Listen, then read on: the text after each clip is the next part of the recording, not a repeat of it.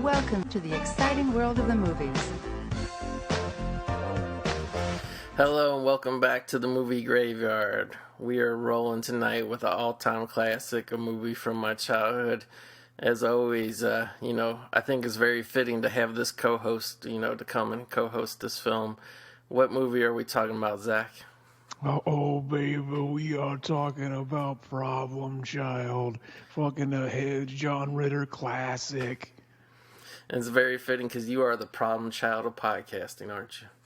The fucking Problem Child, exactly. I grew up, I loved these movies, and it's hard to describe it.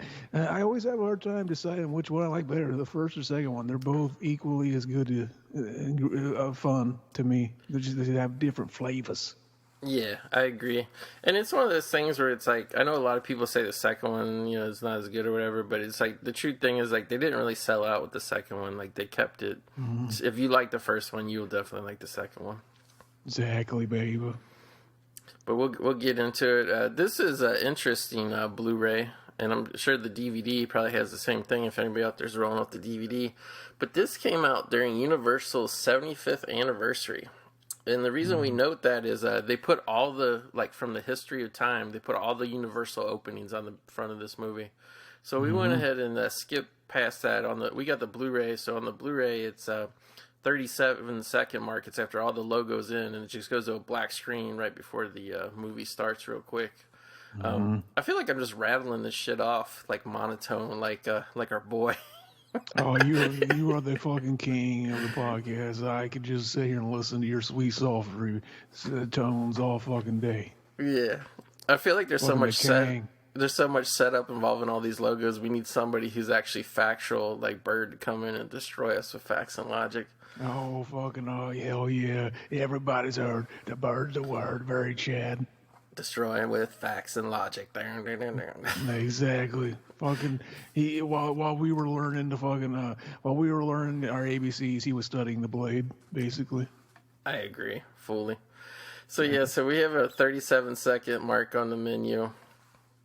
I'm going to say 1, 2, 3, go. When I say go, hit play on your remote and get ready for 80 minutes, solid packed of amazing entertainment right here. Everybody, grab your shit. 1, 2, 3, go. When you said everybody grab your shit, that made me think like we were going to jack off. We were going to do another commentary. I know. We're going to fucking try to, the whole time John Ritter's real life wife, whenever she shows up and they have that scene with Marty, Uncle Marty, baby. Fucking, I forget her name. Amy Yazbek, exactly. Amazing. She was in the second one too. They basically she shows up playing a completely different character, and they change her hair color. And what's funny is as a kid, I never noticed that was the same person until That's interesting. Until I got it on DVD, you could see it clearly, maybe clearer. Maybe that was the problem. I don't know. Because I just being little, yeah. Yeah, I don't even think they were married. I gotta say, the beginning, it's a classic. For some reason, too, the movie starts out, it looks like it's the 1930s for some reason. I never understood that. But, the baby being brought, and, right away, they jam in the Junior voiceover. And, I don't know where the kid is who played Junior. I don't know where he came from. But, the first line, he sounds like such a yokel. He's like, well, gee golly, the night I was born, boy. Exactly, yeah. He talks with that same cadence through the whole movie. It's like no one ever told this kid the difference between inside and outside voices. He's yelling through the whole fucking movie. They definitely had to normalize the fuck out of his audio track on that overdubbed shit. He acts in a Samuel L. Jackson style. There's so much movie flying by. First, we had the dog growling on the yard. They put in the growl like a pit bull, but it was like a little corgi that had such little fat legs that he could barely get up and walk away. But first they show that one version. We're seeing Junior as a little kid. The first version that's in the playpen looks just like the kid who plays him later. This little boy here, it's weird. He had a fucking Lloyd Christmas haircut too. The kid in the playpen. He did. This kid, they just get a blonde kid. He don't even have red hair like the rest of the kids. Did you notice? That's possible. That is possible. I remember I had blonde hair as a little kid, but he looks a little older than that. I had blonde hair when I was toddler kind of age. I did too, and then turned brown. But This is like Junior, like his Jeffrey Dahmer Holocaust. Like first he poisons to death the cat, because the cat, like I couldn't tell it was grape jelly or like blood that the cat was puking up was all over on the thing, the counter. It's funny, like, because we're seeing like, oh, is this movie? So basically, so far in the movie, we've seen, somebody leave Junior, the baby, in front of a home, and then the lady pulls him out, and like, oh, what a beautiful boy, and he pees on her face, and then she immediately gives him away. It's like that, like you were easily convinced, like that's something that's gonna happen to new parents, like fucking, Piss. you know what I mean? But but then like we get like just basically the highlights. Basically, he's being raised and he's like basically being given to different people, and he fucking just keeps fucking it up, getting sent somewhere else to live. And you know what's funny is it's like fucking it's very five head. It's very five head because it's not like you could, as a kid, you can watch it and be like, oh yeah, he's just a bad kid from the bad to the bone, like the song says. And then it turns out, like, motherfucker, like, and no one's born evil. He probably became that way because he never had a steady home. He was just given to random people. And it's very five-head. You can watch it both ways. And, it definitely plays much differently now in the, the aftermath of where we're at, nobody's bad now, Exactly. Like they just made Disney just made a very big budget movie that explained why the lady who smoked cigarettes nonstop and killed baby dogs for coats was actually the good guy the whole time. Fucking Chad. Yeah. See, really, we didn't know if she used those fucking coats that she skinned from the dogs to feed and shelter hundreds of homeless children. Exactly. So fucking very Chad. I always like to see because right where we meet our boy fucking John Ritter, quintessential like 80s, and like I thought him as like, oh, the TV dad, like he would be a great fucking dad. He'd be very Chad. But it's like fucking then I really like I have a dad already. It doesn't matter. Fucking my dad's cool, and then I forgot about it. But it's like fucking if I was growing up in a movie, I would want John Ritter to be my dad. Exactly. And we're getting introduced to them, and basically we find out that they can't have kids. So like, yeah, the plot's like basically they're like, hey man, we should adopt, and she's like, it's really funny because she she wants it just for status, like, oh yeah, we can get invited to all the parties around our neighborhood, and he's really like genuinely interested in like having a son and being a dad and being a good dad, very very quintessential TV dad. That's why he went to our boy John Ritter. Yeah, I love John Ritter as a kid because I grew up watching Three's Company. I always thought he was awesome. Mm-hmm. By the way, too. What is speaking of awesome? What did Chad career year that in the same year John Ritter had this movie come out and also the It miniseries? I know it's happened the same year. He looks so different. I know. It looked like they got him to put on a little bit of weight, but it's like how they shot him back to back. Maybe it's just.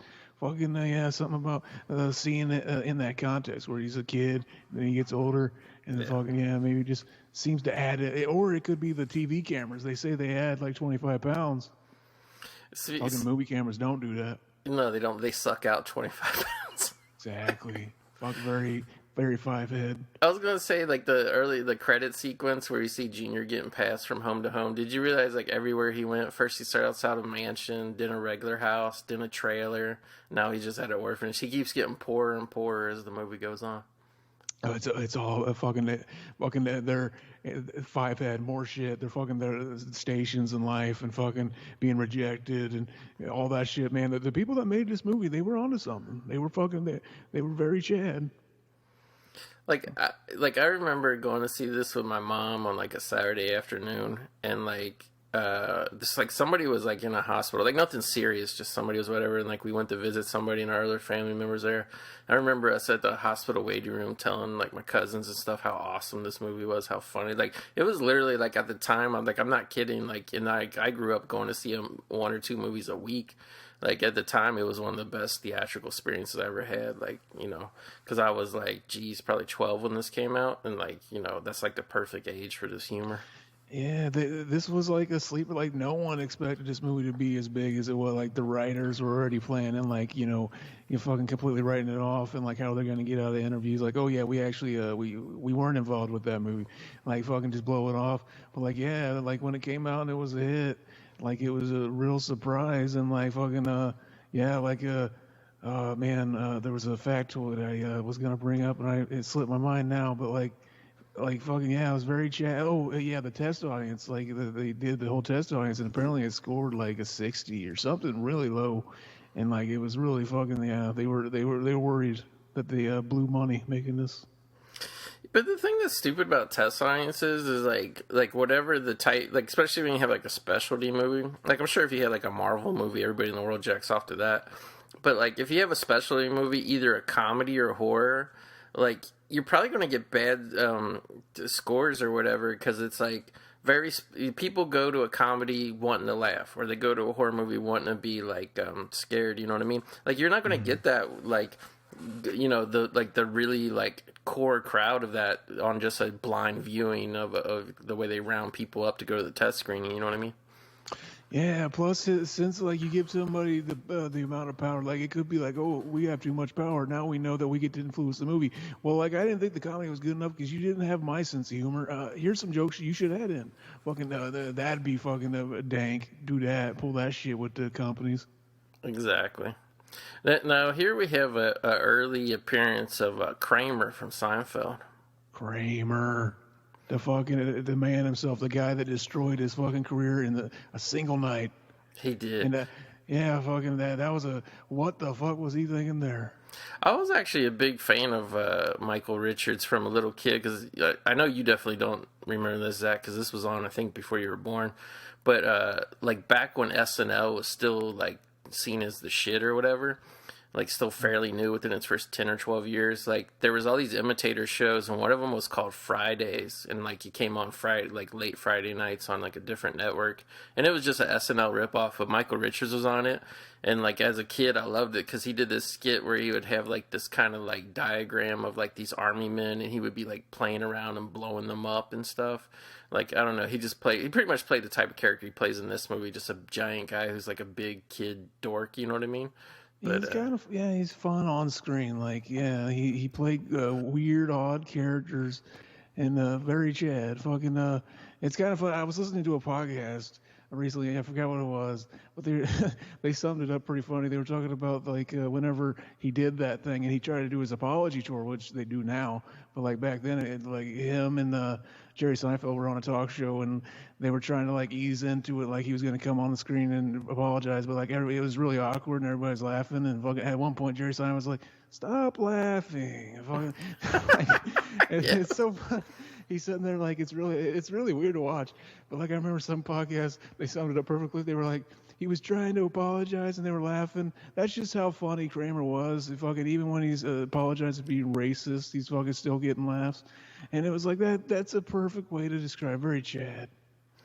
yeah, I want to talk about the director because he's on screen right now. The guy playing the dad, Dennis Dugan. He was like an actor. For some reason, I always had him associated as being with SNL, but I don't think he really did. But the reason I think that is like he started out as like an actor in movies. Like he had little bit parts in like things like The Howling and Can't Buy Me Love. But then he became a director. This was his first movie he directed. And like check this out. Like later on he did Happy Gilmore, Beverly Hills Ninja, Big Daddy.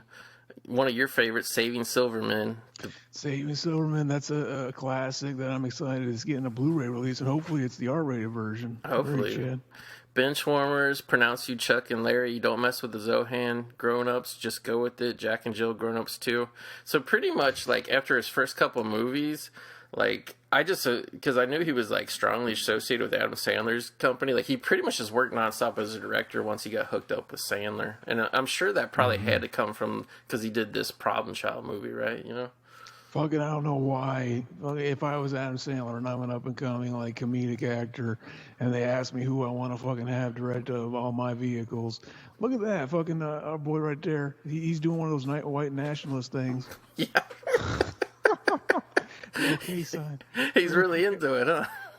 He is fucking. He's smiling, and he is playing. He's running for mayor in this movie, and like yeah, they set him up as like the guy that doesn't believe anything he says. Like fucking talking about like oh yeah, fucking buy my shit. It's fucking all American. That means American jobs. And then he's like, or immediately he's like I'm selling the company. Fucking yeah, who cares? Fucking. He doesn't seem to care at all. And fucking, yeah, it's setting our boy up, our boy Big Ben. And then, well, Big Ben's his dad, but fucking little Ben Healy, very Chad. He's going to fucking show up and save the day, basically. Meet fucking Junior. You know how some actors get typecast as being like the sleazy, greasy villain or just like a cop or something like that? I feel like fucking Jack Warden has played the old man business owner in about 100 fucking movies. Exactly. Fucking, I remember seeing him in an early episode of Twilight Zone, and that was like the oddest thing because it was like fucking, he isn't playing like the same character he always plays, and he was way younger, very Chad.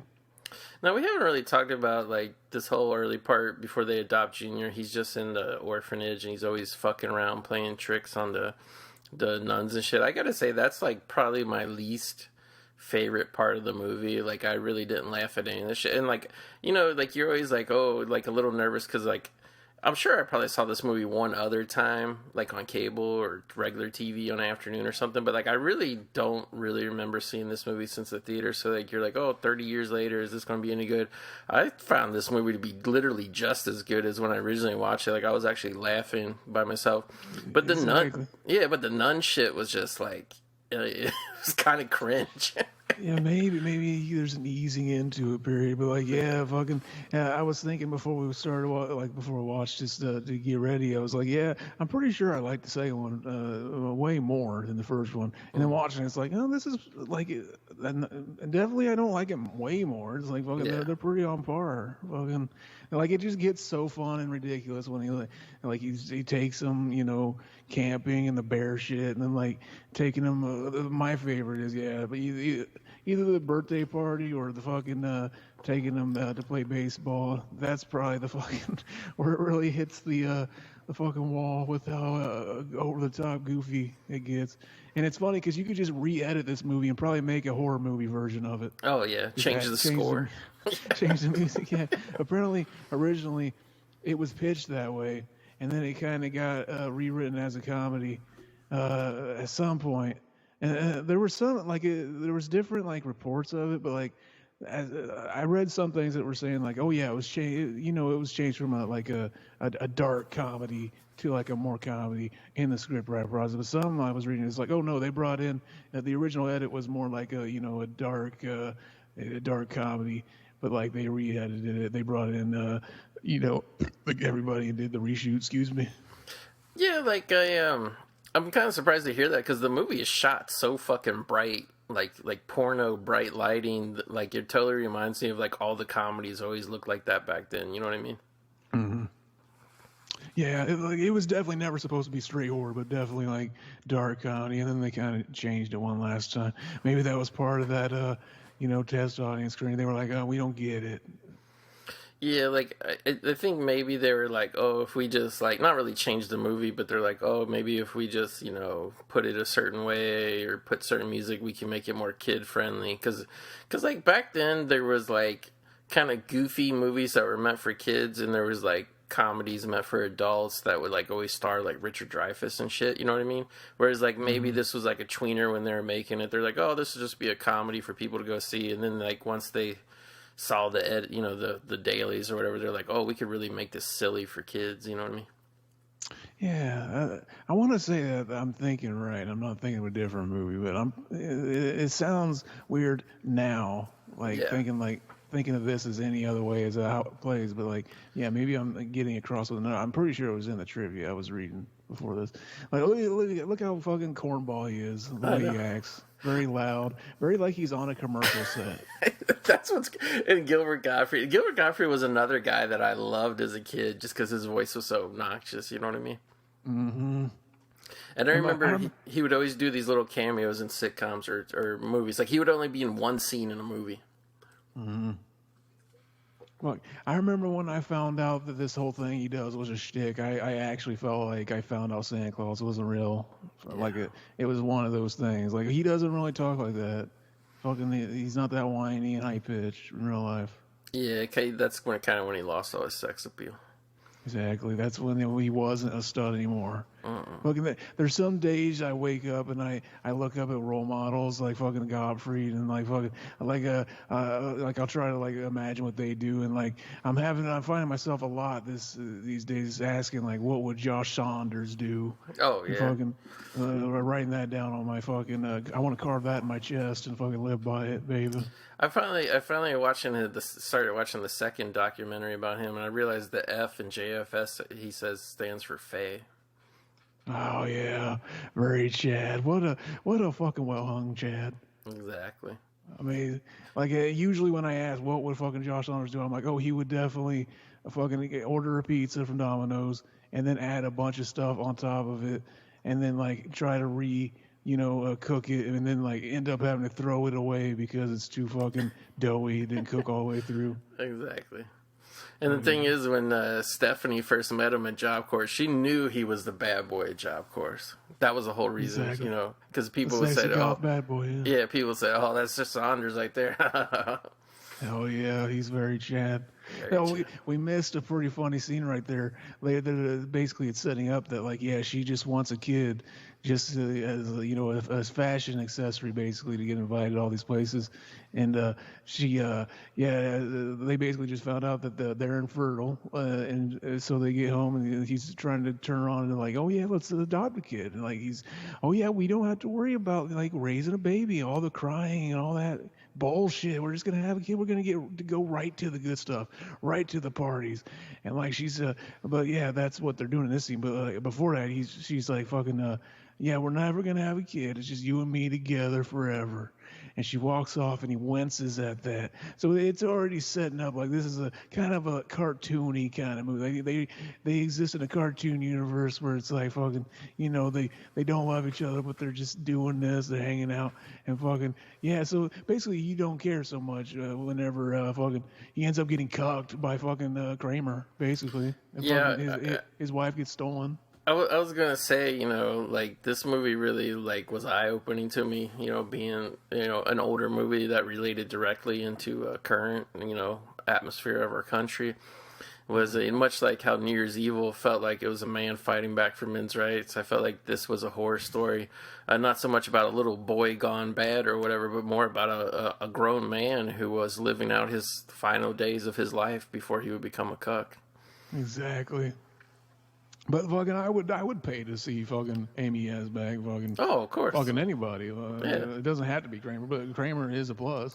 I was gonna say if you look up recent photos, she's one of those ladies that somehow when she hit a new decade in her age, she got hotter and hotter. Amazing. And they were really married in real life, I think. Yeah. John Ritter and her. I thought they weren't married till like later though, like years after this movie. I mean, they might have been dating during this movie. I'm not sure, but. They might have, yeah. And they were together till he passed away, even. Yeah, unfortunately. I remember he was one of those celebrities. I remember I cried when he died. I remember turning to TV Land and watching, like, they had a celebration day where they a bunch of stuff. Like, he was on, I was a big fan of Three's Company. Yeah, look at that. Jack There's Tripper. a Nazi. There's a fucking pin. Yeah, that's what I'm saying. There's like a lot of dark shit in this movie, like the whole infertility thing, and just like the kid being thrown. By the way, like that one part when Junior was living in the trailer, and then he bulldozes the trailer. That was a great puppet that was bouncing back and forth in the cockpit of that bulldozer. There's another great puppet scene whenever later on we'll see. But like I always love that scene where he's like, "Hey Warden, catch!" Fucking throws the dumbbell at the warden. Very Chad. Very Chad. Fucking, and that sets up basically. Junior's he's been watching TV at the orphanage, and he's a big fan of the bow tie killer. He takes a bow tie off one of those fucking what are they called, little buddies or whatever. Yeah, it looks like a Chucky doll, but it's like the real life version of Chucky that Chucky ripped off. Yeah, apparently those didn't actually come with a fucking tie. Fucking, where the hell did that come from? And that's what was written as a plot device. It didn't even make sense. Very Chad. It's unfortunate that they didn't have the corporate synergy going yet. Zach. But imagine, because like a lot of people don't realize Chucky started out, Child's Play was at MGM, and then like somebody took over and they're like, oh, we don't need this shit, and they booted it over, the rights over to Universal. So like I don't know exactly, because I think Child's Play 2 came out, so it probably was just too early. But imagine if they could have done the synergy where like he took the actual Chucky doll out of the toy box or whatever. Oh yeah, that would have been great. I calmed. He almost looks like a real life Chucky doll, the kid. He does. Yeah. Right there, whenever they're like, "Oh, he looks looking very, very nice in his little bow tie," it's like, fucking. I just noticed, like, why did they desaturate the picture, and basically just to make the red bow tie stand out? And it's like, fucking, that's the shit you notice as a grown up. Like, I wish I could go back to watch this as a kid, and not notice shit like that. Very, very, but it's funny too because he's basically like, oh yeah, the bow tie killer, he's my hero. He's writing letters to him, and so the bow tie killer getting it, and he doesn't realize that Junior is a child. He's talking to him like, oh yeah, fucking my boy Jr. He's locked up too. He's fucking doing time, but he's talking about the orphanage. So, and like he never explained to him that he's a 7-year-old kid, so he thinks like this guy's crazier than I am. Fucking so whenever he gets out of the pen later, he fucking breaks out. He's gonna go pay fucking Junior a visit. They're gonna eat Smiley Pies till we drop. That is kind of weird that a serial killer wants to break out of jail so he can go hang out with another guy. Exactly, like a Henry Lee Lucas fucking type of thing. Henry Portrait of a Serial Killer. He's just like, we're gonna meet my Otis and we're gonna go on a fucking spree, baby. Yeah. We're gonna both wear bow ties. I like too that like they never bother to visit with Junior before they adopt him. They just adopt the shit out of him right here. Exactly. He looks like a fucking kid who was just like, I'd adopt him. He looks like a nice enough little kid. He's such a cute little kid. You just want to give him a nuggie. You want to give him a nuggie. And he's just like fucking, he's hiding the fucking that devil shit, baby. And I noticed while watching it, another little cynical thing you don't notice until you're an adult. Like he comes out and he's like, can you imagine a guy wearing all this blue? They put an overdub just because you know that during those test audience, like they didn't pick up that like, oh, he said his favorite color is blue because he was able to put it together because he's wearing a blue shirt and a blue hat and all. Like they just added that to fucking make the joke even easier to understand. Exactly. Like it's so obvious he just says it because he's playing Ritter is a sucker, but they're like, I wonder if that because the explanation or the voiceover, like some of it is like trying to be funny, but a lot of it is just like, let's spell this out for all the little kids in the audience.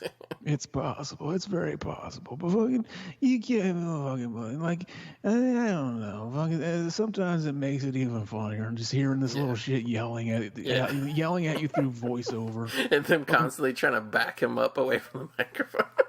Why are you fucking screaming, kid? Fucking amazing. Gee, golly. Fucking, that line right there was probably the quietest line he gives in the whole movie. Yeah.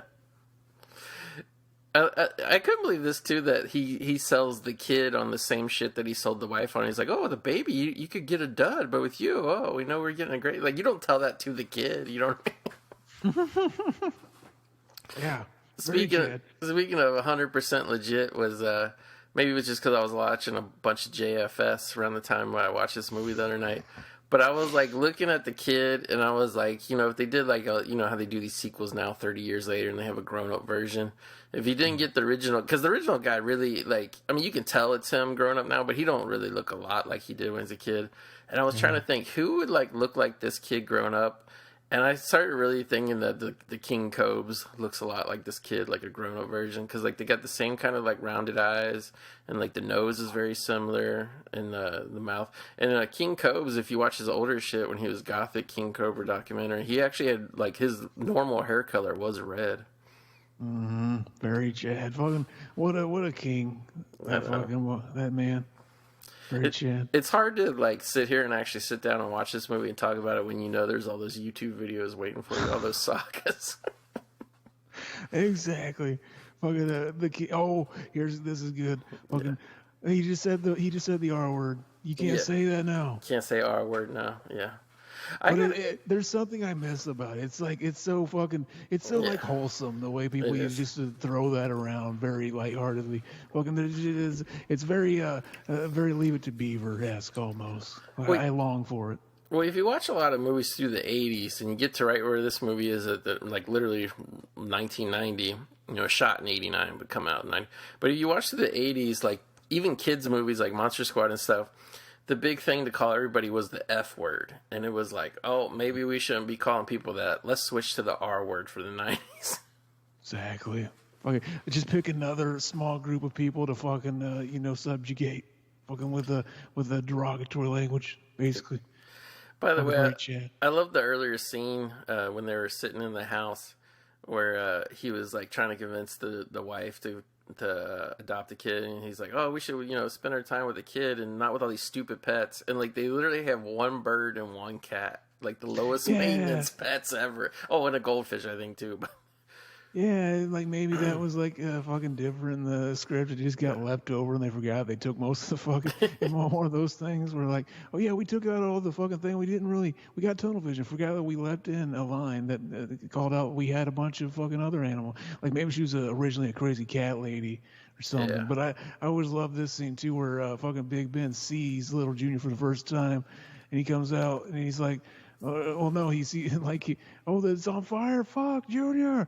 And then like when he finally comes out, he's like, I was scared. He's just like, little fuck is lying. He sees right through it real quick. But and it's funny because he's like, technically he's right because he's like, you need to fucking like, worry about that kid. Fucking technically he's right, but he's right for all the wrong reasons.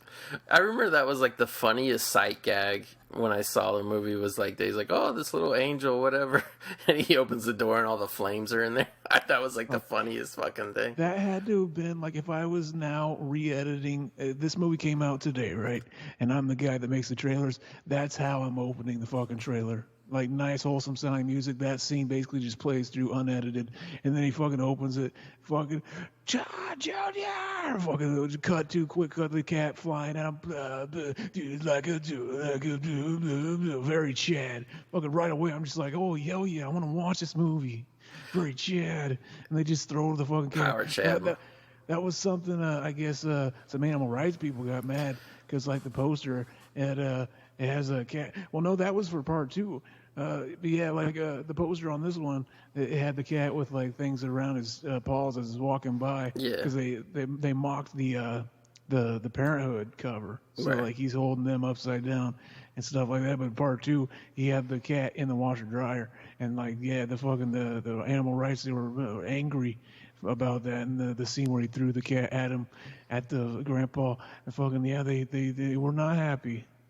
I gotta say, watching this again, obviously it didn't bother me the first time seeing it, because when I first saw this movie, I had no experience with cats as a kid. I always had dogs.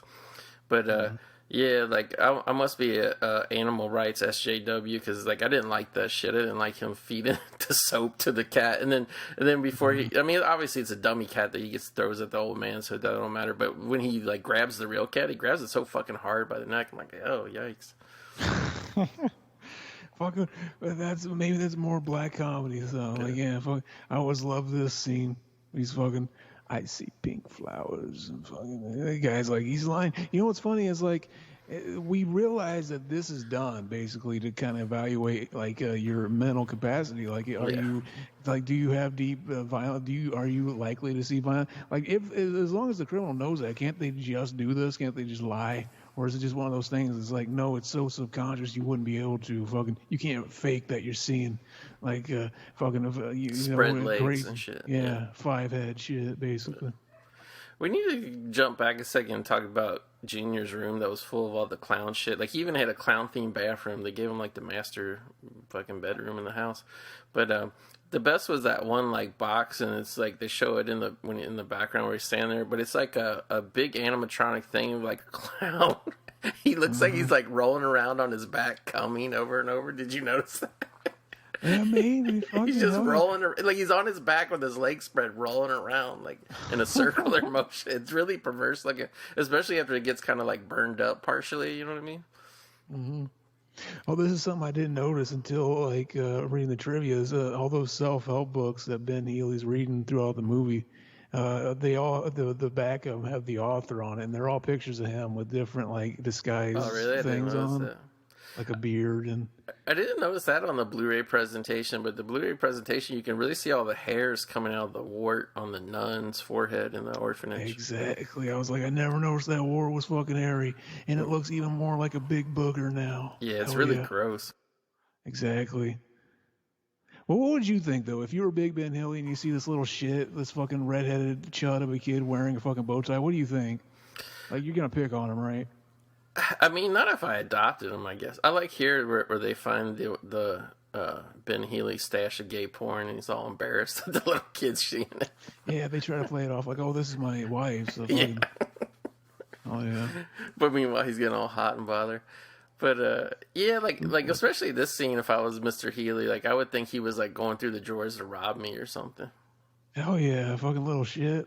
Fucking gonna steal all your good shit, all your dang shit. Fucking, he's gonna smoke your whole sack up and get the fuck. He's gonna bounce. I would ask him though, like, why the fuck are you wearing a bow tie with your pajamas? Like, I think this is the little fuck that grew up to be Tucker Carlson. he could be. He's still a problem child, just fucking in a completely different way. The Tucker Carlson. Yeah. That's what I want to see. I want to see a fucking porno where fucking chicks getting banged and Tucker Carlson sitting there watching. See, I have a list of possible potential porn names, and that's one I should add. Tucker Carlson. I thought of yeah. What was it? I thought Tucker of Carlson. Queefer Sutherland, Roger Adultery. Like there's some good ones I thought of. I was patting myself on the back. Exactly. If you were a Platophile, your name would be Pete Townsend. Fucking Pete Townsend. Yeah, but by the way, paying tribute to Junior's hair color here, I'm drinking some Mountain Dew Major Melon sugar-free. Chad. It's getting me crunked and making my brain turn off. I'm going on autopilot. I'm just going to start throwing out some random factoids and shit here. It's getting you base and red pilled. Mm-hmm. I like how this little girl comes out of the car and like she's like 4 years old and she does like a fucking curtsy from 1932. Yeah, her line readings is really weird too. Like the way she says, "Fucking the man that cremated Uncle Leo." You could tell she doesn't know what cremated means. They're just telling her a line to say, so she says it all awkward. And it's like fucking. I remember as a kid never knowing what she said there because of the way she says it. Like that's the day to have a kid. She's almost like she's fighting to stay up while she's giving the lines. And this woman here with this women's version of a bowl haircut. A lot of people don't know this movie's very influential. That's where Cate Blanchett got her character look from for Indiana Jones and the Kingdom of the Crystal Skull right there. Oh yeah. Very Louis Christmas too. Very the female Louis Christmas. But I don't know what's worse, the bangs that are like not perfectly even like that, or the bangs that are perfectly even. Like fucking, it looks more disturbing, like straight out of a David Lynch film. Yeah. What the fuck is happening? You immediately feel like something's off. I know. I don't know why, but like I'm looking at it now, it's totally not. But like I feel like the wife is in like some weird safari gear right here. Yeah, she's got a weird fashion sense, but she is very Stacy. Very Stacy. Yeah. And fucking our boy John Ritter is very Chad, but like fucking he gets challenged by another fucking guy that comes in and just steal. But he's so fed up that he doesn't even care. He's just like fucking fuck it. He's so long, Junior Flo. I'm so sad to see you go. Very great scene where he's just. But then like he sees a picture and it's like, oh, he always liked me, and then all of a sudden he loves his son again. I always wonder when they show the neighbor across the street and he's trying to like walk towards the street. He's doing his dino line talk, and like a cat wanders out of like nowhere, and he has to like kick it out of the way. We were talking about how this Blu-ray has no special features, and you know it's like I got the Blu-ray here. I'm reading it. The tagline was for this movie was Attila the Hun, Ivan the Terrible, Al Capone. They were all 7 once. That's a great tagline for this. Very Chad. But like, I was going to say, there is like deleted scene footage that exists of this, because this is one of those movies where if you catch it on cable or like some kind of one of those channels where they add commercials back. Pad it out, yeah, pad it out. Like there is some deleted scene. Like I remember there was like a scene where he was flying like a model plane or something. I remember seeing. There was like a reoccurring subplot going on with fucking one of the neighbors getting really pissed off because Junior or they kept letting the cat pee in the fucking flower bed. And like the only remaining thing of that in the official movie is whenever he's going to save Junior, he takes his buddy's super dad hat, puts it on, and as he's leaving, he makes a point to deliberately drive over that lady's fucking flower. As one last fuck you, but like most of us cut out. I noticed this too. I always noticed this as a kid, but I noticed it really too as an adult. It's not yet, but when it happens, I'll bring it up. It's fucking. I'm sure you notice it too, because it's a great little fucking observation. It is. It is. I like this tent set that they got going on here. It's just like a giant plastic bag. Hell yeah! that they filmed inside of. That's a man's tent. Yeah. Fucking no bells and whistles. Just like do what you gotta do. Just sleep in a garage. I feel like the neighbor guy that he's friends with or whatever. I feel like this is like the guy that they had to get when. Randy Quaid dropped out. Possibly. Oh yeah, he kind of does have that vibe. Now did you notice that this is where the cucking begins? See, the guy gives himself a hat that says Super Dad, but he gives Jack Tripper a hat that only says Dad on it. Yeah, he looks super like, oh, thanks, Roy. But you could tell it got to him a little bit because, like, yeah, when he comes back and steals that off his head before he goes and saves Junior, it's like a defining moment for our boy. Look at that kid with the little hat on right there. He's like clearly looking at the crew and like looking for approval, like clapping, like, "What do you want me to do?" He's more lost than than the kid that plays Junior. It drove me nuts, that tent in the background where they hang like big like Fisher Price plastic fish off of that are like neon colored.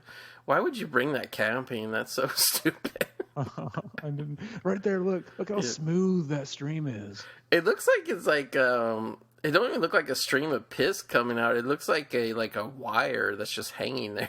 Yeah, it was fucking smooth as silk. Baby. You know what it looks like? It looks like the oil dipstick from the car. You know what I mean? Yeah, it's smooth as silk. It was like liquid gold. It almost looked like the fucking butter you get on your popcorn. Like they fucking put over like the little fucking machine. It's a fucking velvety, baby. Now, this scene's great when Junior lures the bear to the campsite to wreck it and chase everybody.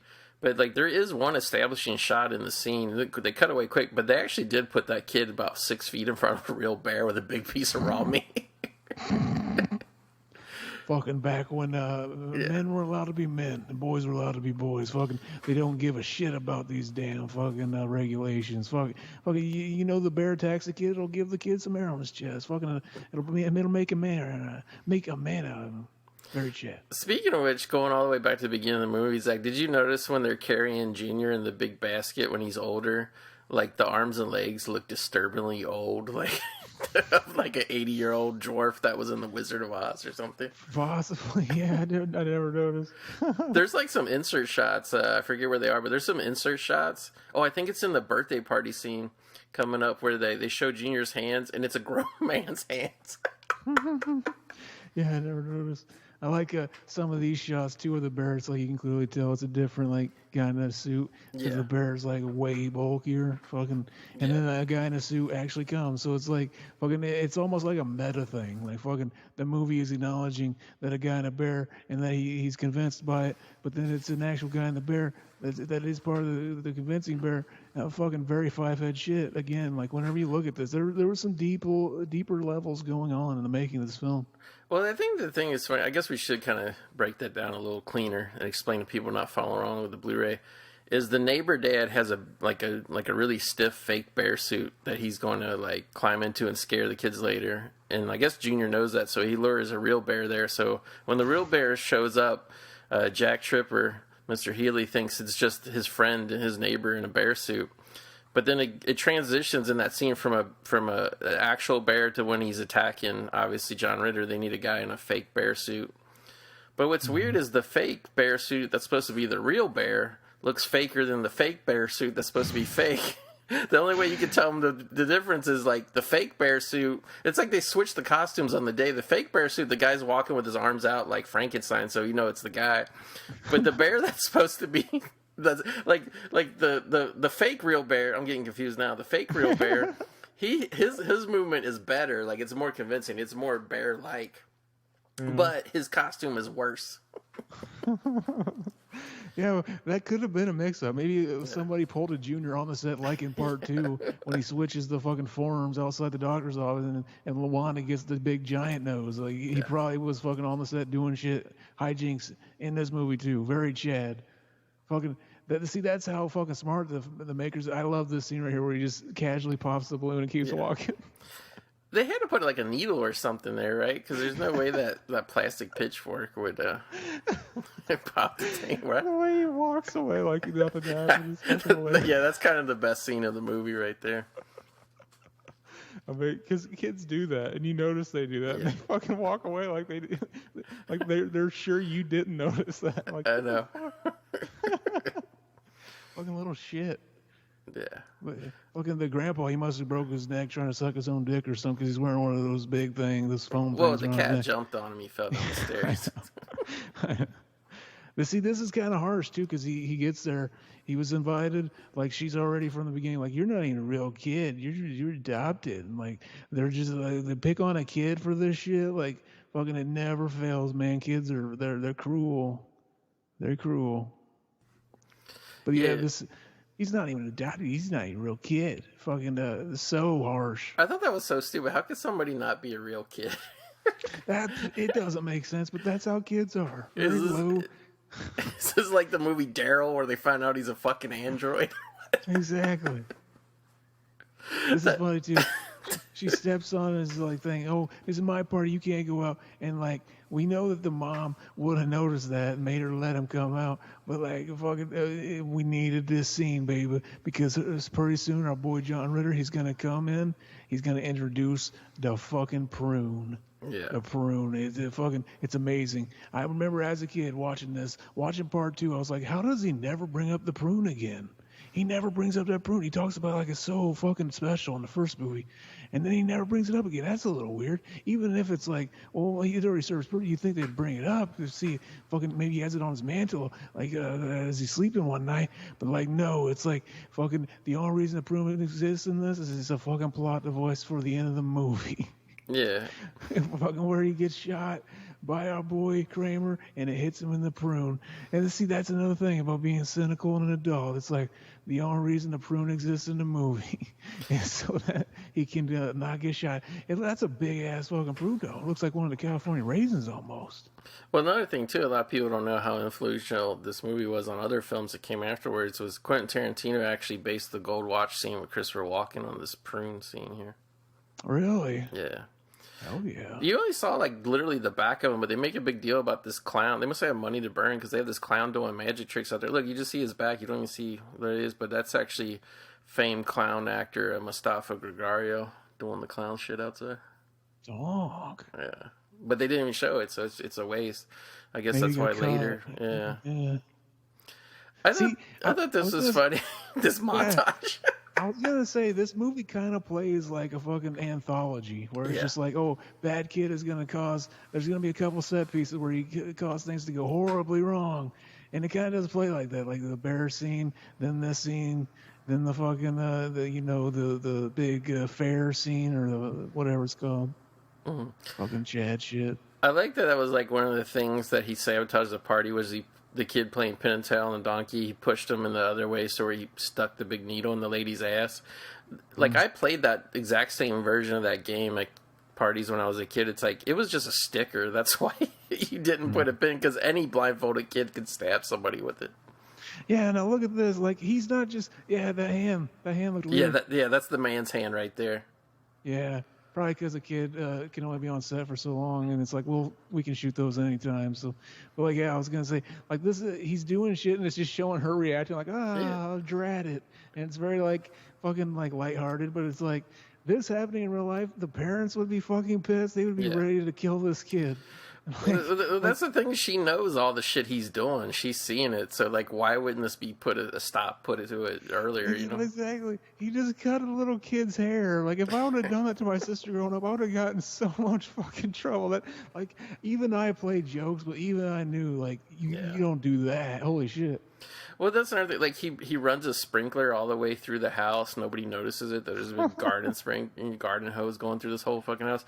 But like that was another thing too. Is the scene where he got all sad because he wasn't allowed to go out and see Mustafa Gregario do the magic tricks.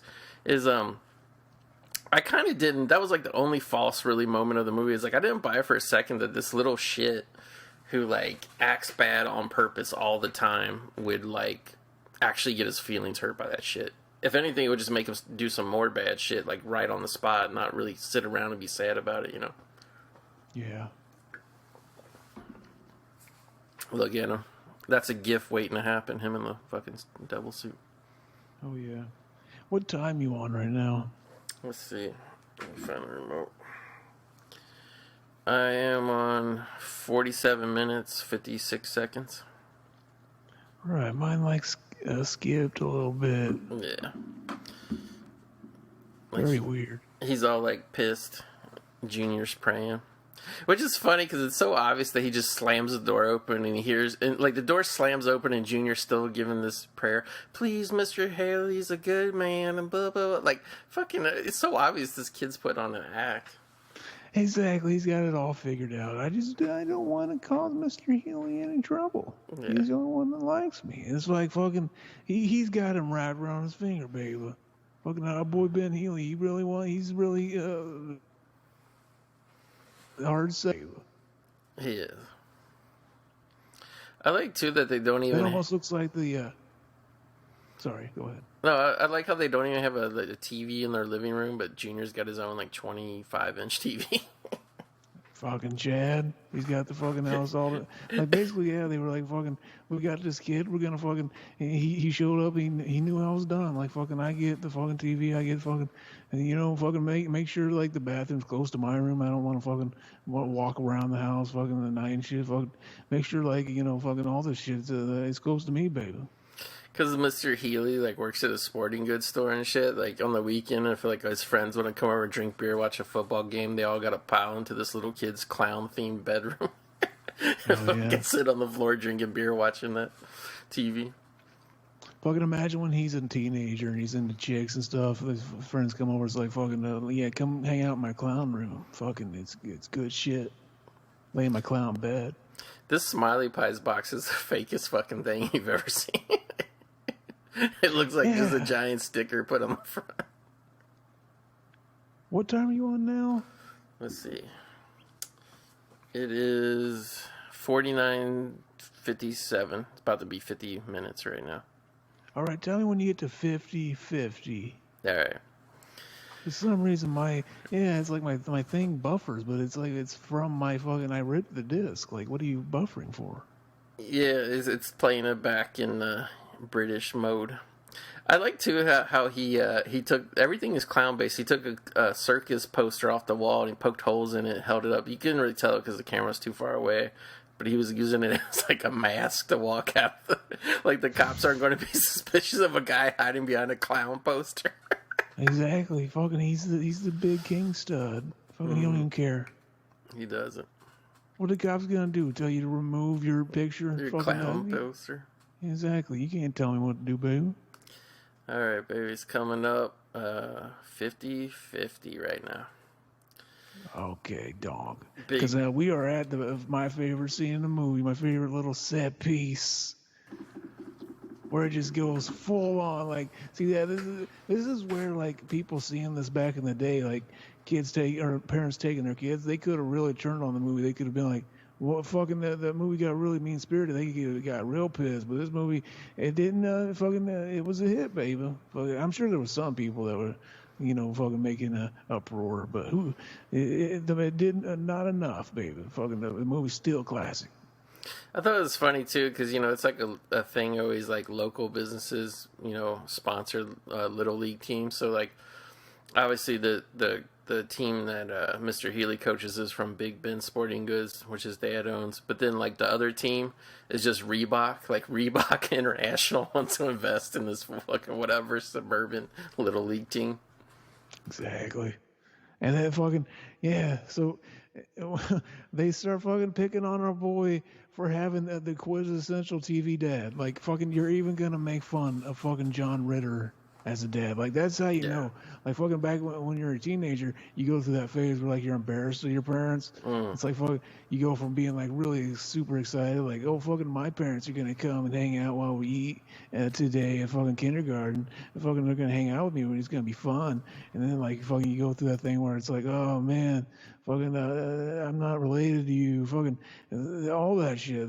These kids they just latch on to everything. Fucking make fun of you for anything, even John Ritter.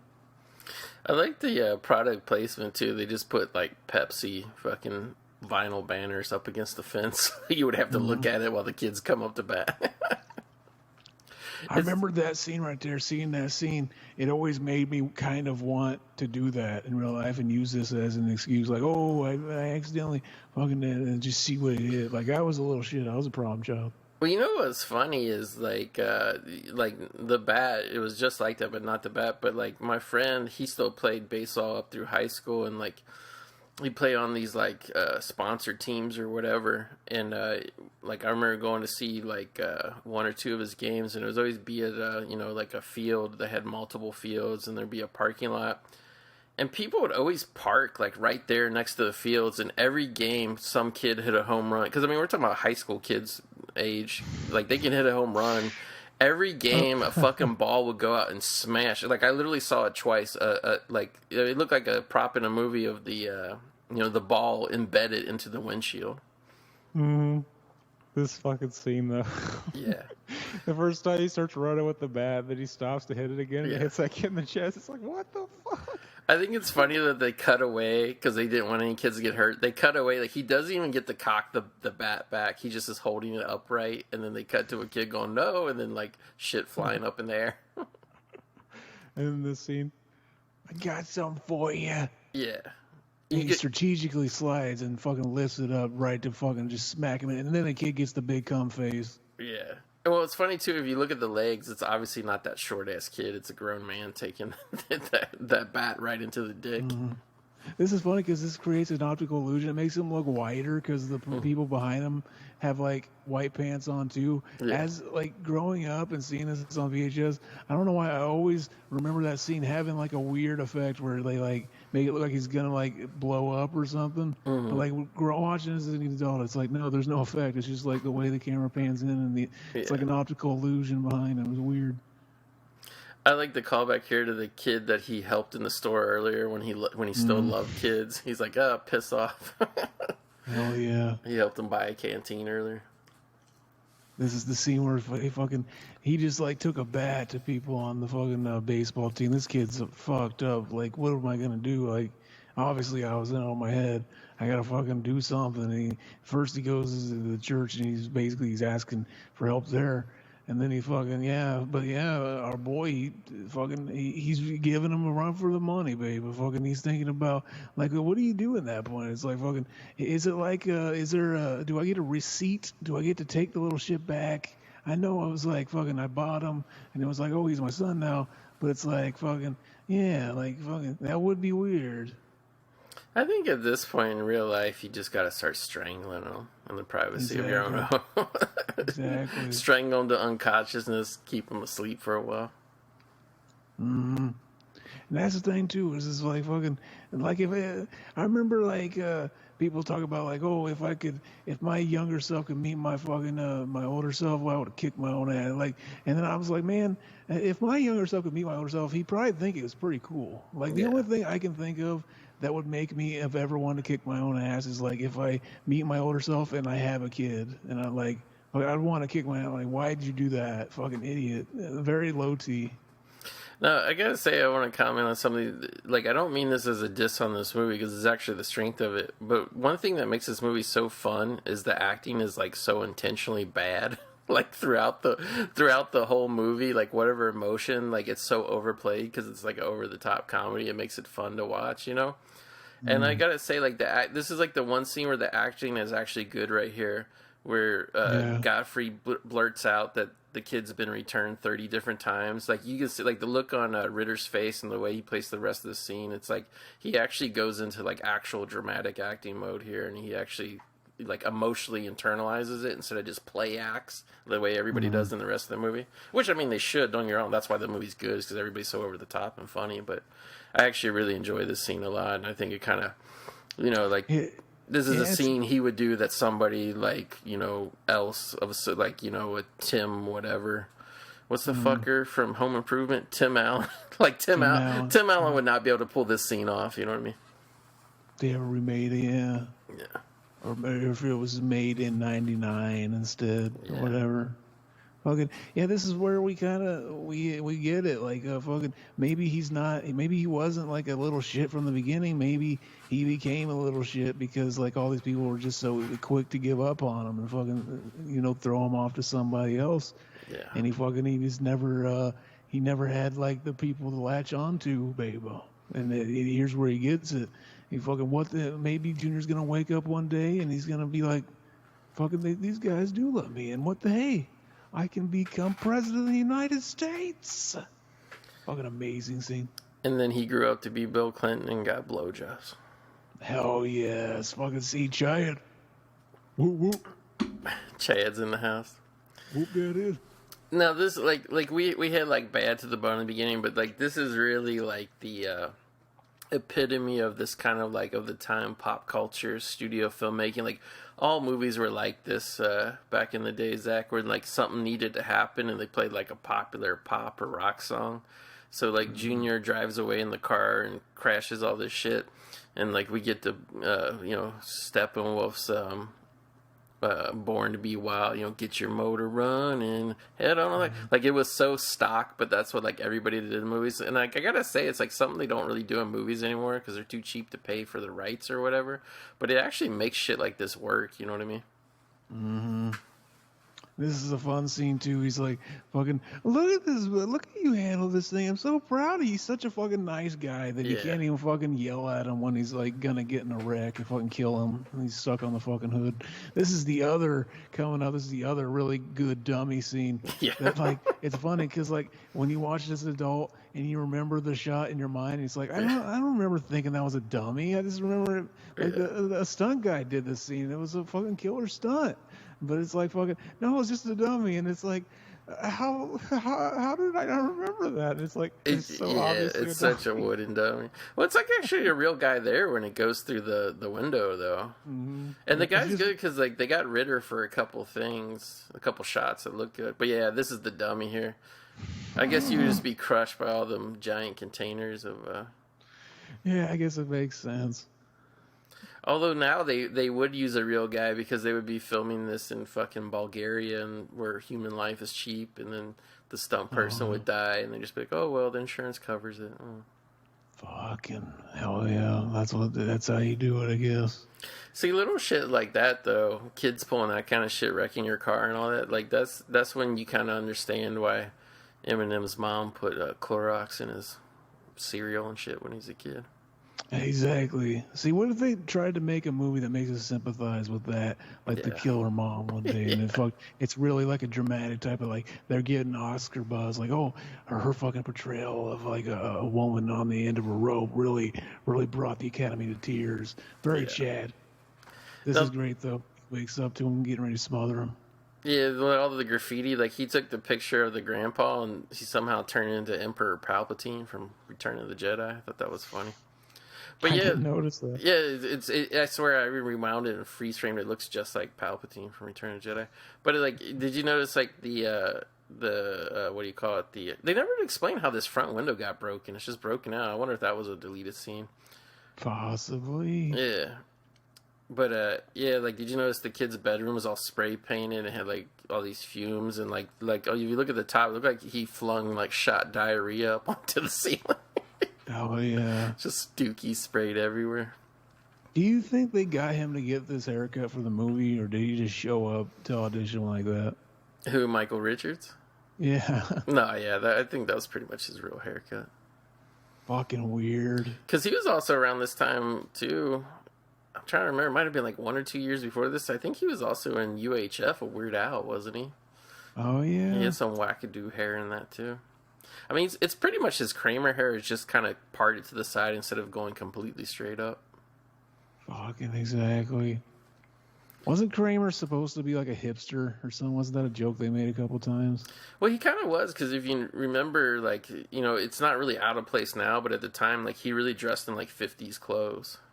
Yeah, Like I guess I never really. day. He just comes off as a fucking burnout. You don't really think there's any reasoning behind any choice he makes. He just Like in that show. I guess we should explain to people not following along. Like, Michael Richards plays the bow tie killer, and that was Junior's pen pal. He looked up to him because he was such a good serial killer. But the way Junior introduced him, they say it's Uncle Bob or whatever. So they don't realize he's the killer that's on the news every 40 seconds. And he just found out that Junior, fucking JR, this heavy fucking crime boss he's been hearing about, is like 7 years old. And so, like, yeah, fucking, basically he just wasted 1,000 miles to come here. So basically, yeah, that's going to lead him to ultimately make the decision coming up. Fucking, he's just going to fucking cuck Ben Healy with it, and his wife's into it, very Stacy. And then he's just going to fucking kidnap Junior and fucking ransom him, baby. That's the thing is where the darkness comes in. Like, I mean, he literally has sex with the guy's wife, and like she ends up liking it. And I thought it was funny. Like, I was looking at the Problem Child wiki or whatever, and let me see if I can find it. Well, yeah, the wiki says the film is heavily censored when shown on television due to remarks made about the adoption, what critics saw as insensitive. There was some time, yeah, in the protest or the poster. I can't remember. Maybe it was like, but there's like somewhere on one of the Wikipedias where somebody says like, oh, the original was good and the second one wasn't as good because they went with more risque humor or whatever. And I'm just like, the original's pretty fucking dirty, in all honesty. Yeah, I don't remember anything any more dirty in this movie. Yeah, it says the sequel is PG-13, unlike predecessor, which is rated PG. Yeah, the ending of this movie is literally a fucking hog's ball sack right in front of the camera, like fucking literally shitting and. These are toys. I love it. I brought a bunch of equipment. These are toys. Yeah. I always remember that where it's like, he's like, oh, look at all this stuff we got. It's just little plastic guns and shit. And he's like, oh, these are toys.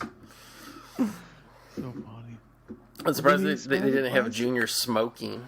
Like, yeah. Teaches him how to smoke cigars or something. That would have been a real epitome of the time. That's funny, though. I noticed that watching it this time, that's when Junior, like, realizes, like, oh, I guess this guy ain't going to be no fun after all. So there, from that point on, it's like fucking... his plan is just fucking backfired. He's just like, that was quick. And meanwhile, the wife is all tied up, basically playing a sex slave at this point. Exactly. This is where it gets really goofy too. The whole movie has a cartoon logic, but like, yeah, this whole last act where it's just like, fucking like he doesn't even care that Flo's gone, and fucking like she ends up in the fucking like the suitcase right here. And then later on in the movie, like, she flies out, lands on the other car. It's very cartoony. Like, literally spy versus spy shit. Mm-hmm. I like this where he's just throwing shit through the windows and stuff. This will be a fun scene to shoot, exactly. Oh, I think there is I can't tell. Is that a Chucky drawing in the background? They barely showed it. I guess not. Because it's more Emperor Palpatine shit. Oh, yeah. This is probably this is 1990. That was only probably Child's Play 1 was out, so it probably wasn't even that big of a series yet.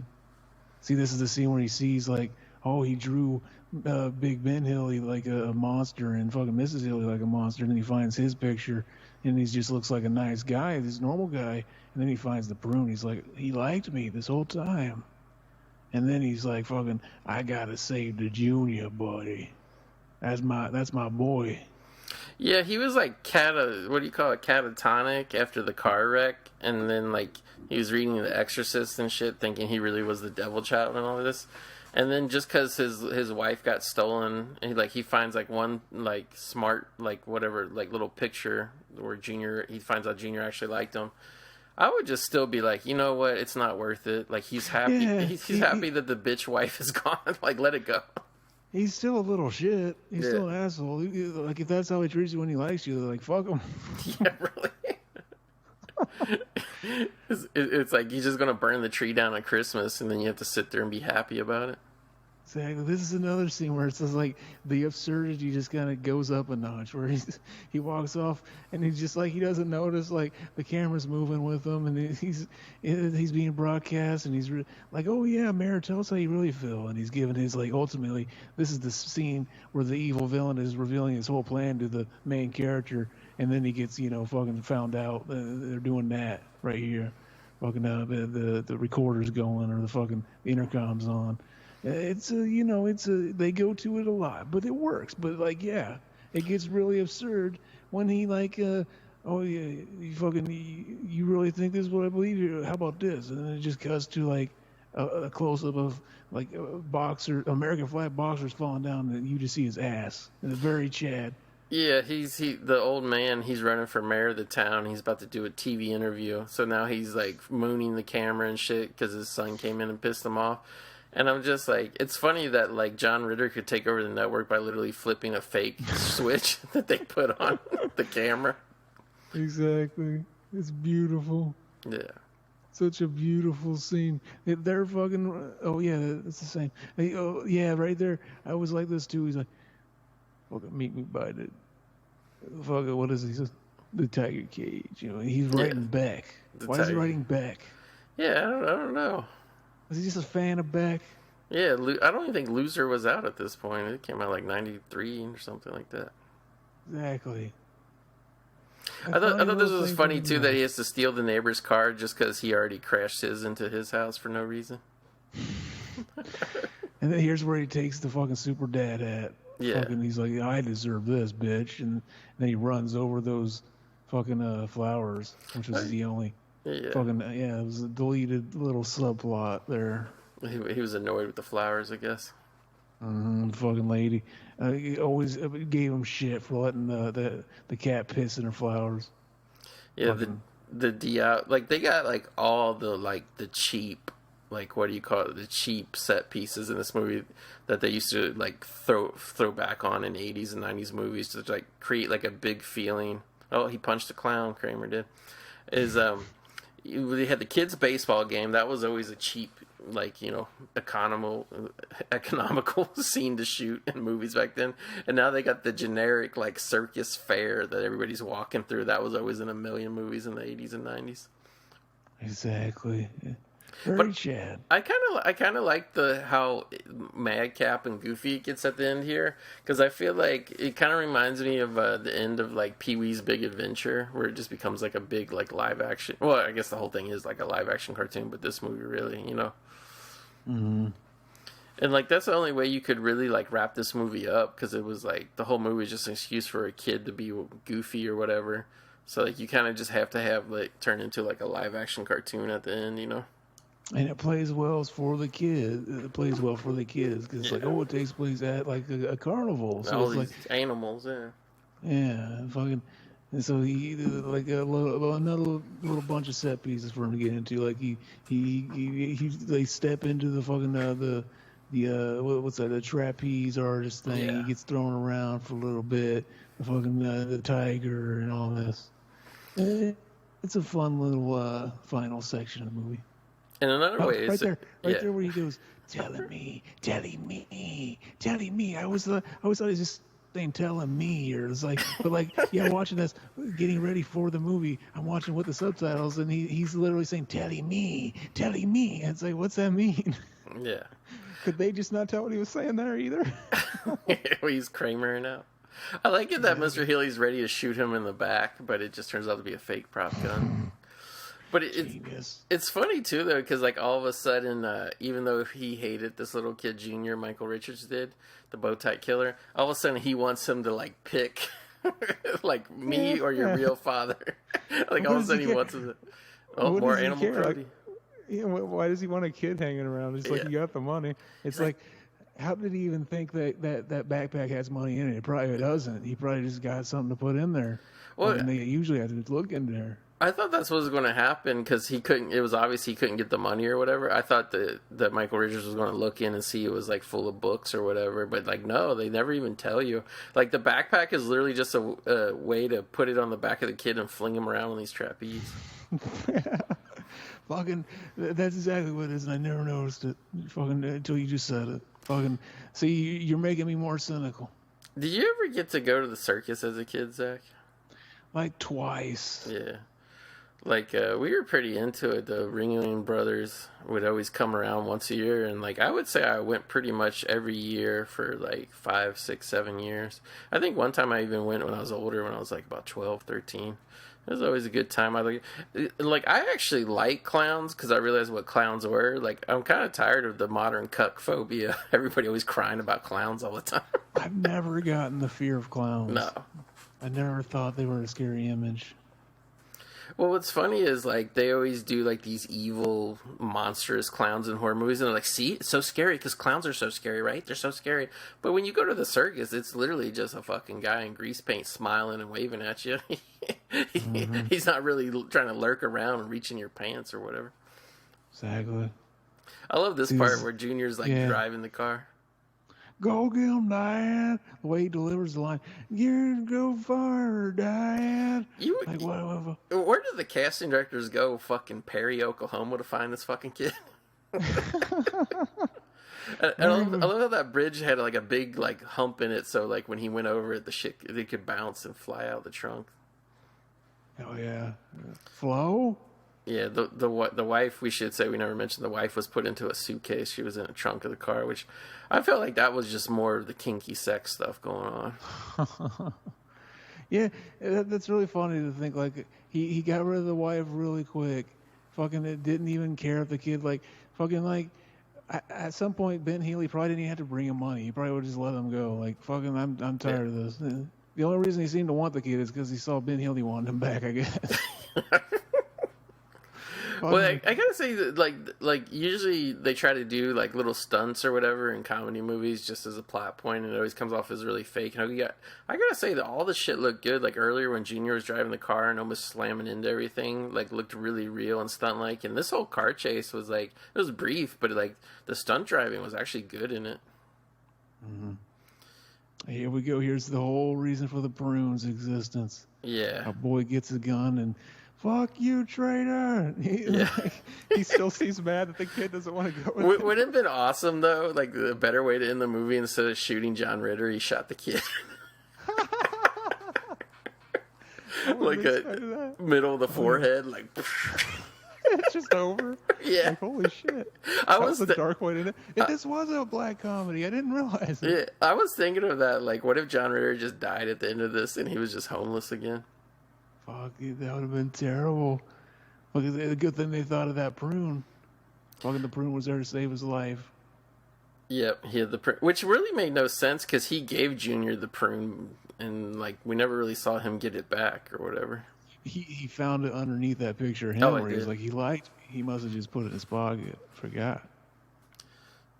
You know the real Junior is a fuck. He would have ate that hard ass prune so he could shit it out. Oh, yes. Fucking break your teeth. Yeah, break your colon. Oh, yeah. He's like, you know what? I don't like brushing my teeth. Maybe fucking dentures will just be easier to maintain. Baby dentures. Go to the dentist, get a baby, dude. He finally takes off the bow tie. I totally forgot, like, till the end of the movie. I was like, oh, yeah, he was wearing the bow tie because he wanted to be like the killer or whatever. Mm-hmm. We never saw him get to kill anybody, though. We just had to take their word for it. They should have referred to him as the bow tie cucker, because that's really what he did. That would have been amazing. Yeah. The bow tie cucker. The bow tie cucker Carlson. It all comes full circle. I like how the movie ends with, like, I thought that should have been the ending, just him and Junior. I thought this was a lame end joke. These balls of this hog shitting on the lady's face. Oh, that's an amazing scene. The balls had a lump on it. Did you notice that? They did. Somebody should have been feeling those. Oh, you remember the VHS version of this, the one that said the end right there? They already knew that the part 2 was greenlit, so they added a little extra scene where fucking Junior does like a that's awful, like a fucking he comes up in a little circle and he's like, oh, I'll return in Problem Child 2 next summer, and it fucking very very cartoony, very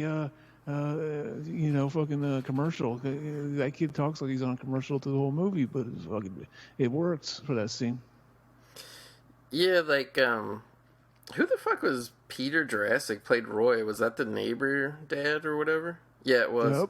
Yep. Like at the end, they give a big credit. It says featuring Peter Jurassic. It's like, what did they? When they did the opening credits, they forgot to put him in. They had to put him in like first thing. That's Peter Jurassic. He inspired Jurassic Park. You had to introduce him. Fucking, he's a big deal. I don't remember him in anything else.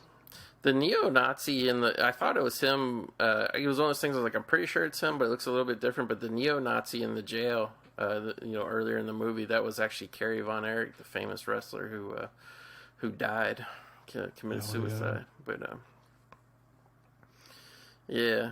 We got a Beach Boys song closing the movie. Yeah, that's what the Beach Boys sold their soul. Well, not the Beach Boys, but the whatever was left masquerading as the Beach Boys. I think it was pretty much just Mike Love.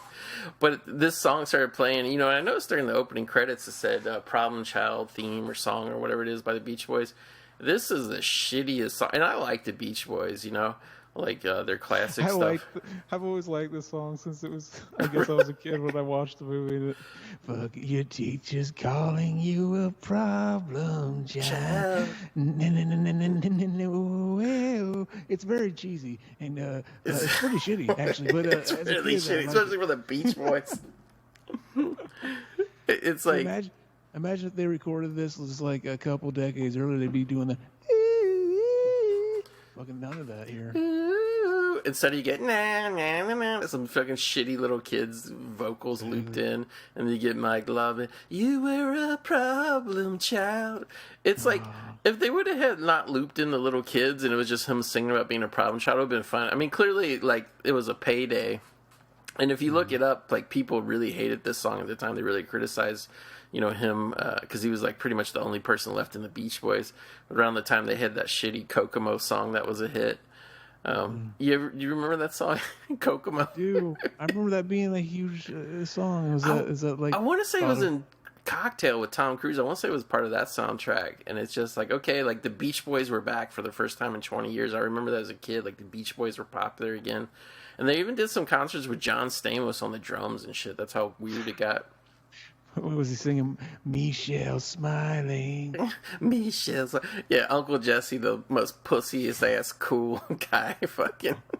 Yeah, that song Michelle smiling. The Beach Boys were on that song. Where more soul selling. Exactly. How come the Beach Boys didn't do the end theme song to Nightmare on Elm Street? Freddy's Dead. They would have been perfect for that. Fucking just the same song that Iggy Pop did. Iggy Pop. Why was I born? Instead of why was I born? Oh yeah. Written produced by Terry Melcher, performed by the Beach Boys. Holy shit! But you do get to at least hear. Oh, I forgot there was that one scene where they play Iggy Pop, Wild Child. Like this, Born to Be Wild. This movie really had the most obvious soundtrack of all time going for it. Mm-hmm. Like where the songs are almost just punchlines to the jokes they're telling almost. Yeah. But this is a great movie, man. It's awesome. It's fun, yeah. And it really shows John Ritter. He was a very specific type of comedic actor. You know what I mean? That not a lot of people could pull off the shit that he did. Mm-hmm. But yeah, like it a lot. And I guess we should say too, because like I kind of like looked this up a while ago when we were trying to do this movie, and I couldn't find a copy of it anywhere. I was blown away because I didn't really remember it coming out so close, but the sequel came out literally like a few weeks shy of like a year after this. So like literally while this was in theaters, they had to just be writing the fucking script. Like, oh shit! Like after opening weekend, they must have been like, we got to get the sequel right away. And Problem Child Part 2 got criticized for getting hurt at the box office because they put it out the same day that Terminator 2 did. Oh, that'll do it. Yeah. That fucked up the trajectory so much that fucking Part 3 was straight to DVD, or straight to video, and didn't have John Ritter in it or the fucking kid. Yeah, it was just. I always thought it was a TV movie, but was it straight to video? It might have been TV, yeah. And I saw on the wiki that in 2015, I think it was NBC ordered a TV show version, but I don't know if they made the pilot or not. But like, yeah, it never even like really got on the air or anything. Was Was that not the cartoon version? No, yeah, there was a cartoon version, I guess, in the more mid-90s. Yeah, there was a cartoon for a while, but this was actually, I think, going to be a live-action show, like prime time on NBC. This was back in 2015, and it was ordered, supposedly, but, like, I don't even think the pilot got completed. Fucking John Ritter's return to comedic television and Problem Child, the sitcom. I would have calmed. They would have probably got his son, because he was been gone for years by that point. Oh fuck yeah! Fucking, if it would have came out back then, it would have been fucking fantastic.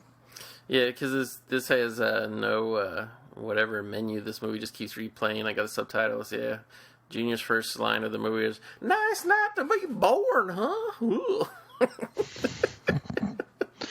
Fucking dork! What a little fucking shit. You know what would have been great if like they would have done that thing where they would have done like a wraparound, like, you know, whatever, 30 years later, and Junior was just like a hillbilly truck driver in a truck stop somewhere, having sex with a lot lizard and drinking whiskey, telling somebody the story of how he got adopted, flashing back. Hell yeah. You ever wonder why the fuck they do that in movies? They're like, some guy's just sitting somewhere, not doing jack shit, and then they're like flashing back to tell you what happened. Like, who fucking just show us what happened? Who cares? Yeah, what's the point of showing us them now if they're not even doing anything that's related, even matters to the story. Well, like literally, like the movie Stand By Me, like the only reason they have Richard Dreyfuss do the narration is like so at the end in modern day when he's done writing the tale of what happened, he can say, "Those are the best friends I ever had." Yeah, that's like literally his only reason. That classic scene, yeah, where someone walk up, oh, Johnny died that summer, and he just fucking disappears. Fucking amazing.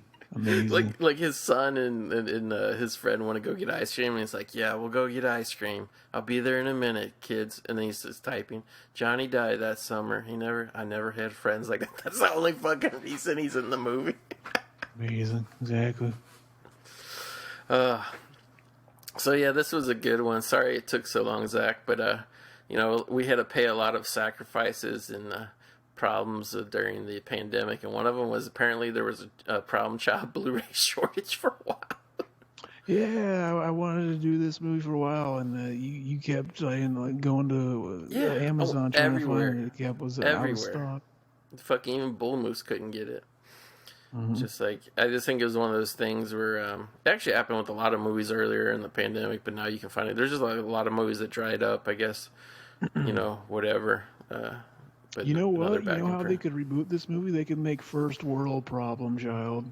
Oh, that would be great. It's like a 15-year-old kid sitting around bitching about like fucking, like his parents took his phone away, so now how's he gonna fucking update his shit on the? How's he gonna update all of his followers because he's a big influencer on Instagram? Yeah, I was gonna say Instagram on the gram. Fucking, that would be a good way to bring it back. You could do it a fake documentary style. Get our boy Joe Berlinger, how he did the Cecil Hotel. You could do the Problem Child fake documentary. Oh, they could hire our boy Josh Saunders to be the First World Problem Child. Speaking of it, have you watched the Cecil Hotel on Netflix? I have. What'd you think of that? I thought it was funny how they got renowned, worldwide known documentary filmmaker Joe Berlinger to come get a bunch of YouTube people to give their opinions of what they thought happened on the crime. I still got the last episode to go, but I watched the first 3. So it's like he shows their YouTube predictions for 5 years ago. He shows their YouTube videos of them saying what they think happened, and then he cuts to modern day, and they're sitting in a chair telling the exact same shit they told on the YouTube video. Amazing. It makes the old episode of Unsolved Mysteries look like fucking Schindler's List. The quality of filmmaking. What happened with our boy Berlinger? Did he just never recover from the shock of Blair Witch 2 not being a hit, and he just became mediocre? Because he did the Ted Bundy thing, the documentary, which I didn't even finish on Netflix. It was so fucking dry and boring. And yeah, it was really like just fucking standard, like 5 out of 10. Oh, it was all this shit you already knew about Ted Bundy. You know what I mean? Just all the same shit. But, and not told or done in an interesting way or anything. But yeah, So anyway, that was great. Getting to revisit Problem Child. I'm just watching it again here with the infertility clinic scene. It's great. But tell everybody what you got going on in your other shows. Well, me and Mac, we just we're getting ready to put out the the Space Jam. We did a Dank to Dust commentary, and we had our boy Aaron from the BTM podcast. He was on there, and yeah, we did that fucking time capsule of a film. Oh God, I remember because I was a big Michael Jordan mark as a kid or whatever, and I remember sitting in the theater being so embarrassed watching that. Like, I was young enough to be like, "This is fucking cool, hell yeah!" I was just like, what worked in a 30-second Super Bowl commercial with Bugs Bunny does not work in a 92-minute movie. And yeah, I bring it up on the episode. I talk about like basically this world is divided up post fucking Space Jam. America is divided up between two kinds of people: the people that fucking thought Lola Bunny was hot as fuck, wanted to fuck Lola Bunny, and the people that lie about wanting to fuck Lola Bunny. They just lying. They all wanted to fuck Lola Bunny. Very Stacy. I'll go a step further. Forget Lola Bunny. What about Bugs Bunny when he would dress up like a girl and try to be sexy? That's good enough for me. Fucking giant. Yeah. Fucking giant. So yeah, and also too, an episode I unfortunately passed on being on, but I'm looking forward to hearing is you guys also on the other show. You guys just did Stop or My Mom Will Shoot. We did Stop or My Mom Will Shoot, and as I said on that episode, the fucking porno MILF mom porn parody would have been Stop Mom or I'm Gonna Shoot. Starring, of course, Ava Adams. Because it just feels so good. Don't stop, baby. Oh yeah. Fucking starring fucking Ava Adams, Corey Chase. There's like three of them that do it all the time. Corey Chase is a innovator in her genre. Very Stacy. Yeah, she'll completely trick your mind into thinking it actually is a good idea to do that kind of thing. Amazing. The best is when she talks the whatever quote unquote daughters that are like 3 years younger than her into doing whatever. You gotta love, like, who thinks of this shit? Like, who's the one that comes up with this, and then it just becomes the next big trend? Well, that's the thing is, like, between that genre and the cuck genre, you cannot turn on a website without just being inundated with just nothing but that on there. Exactly.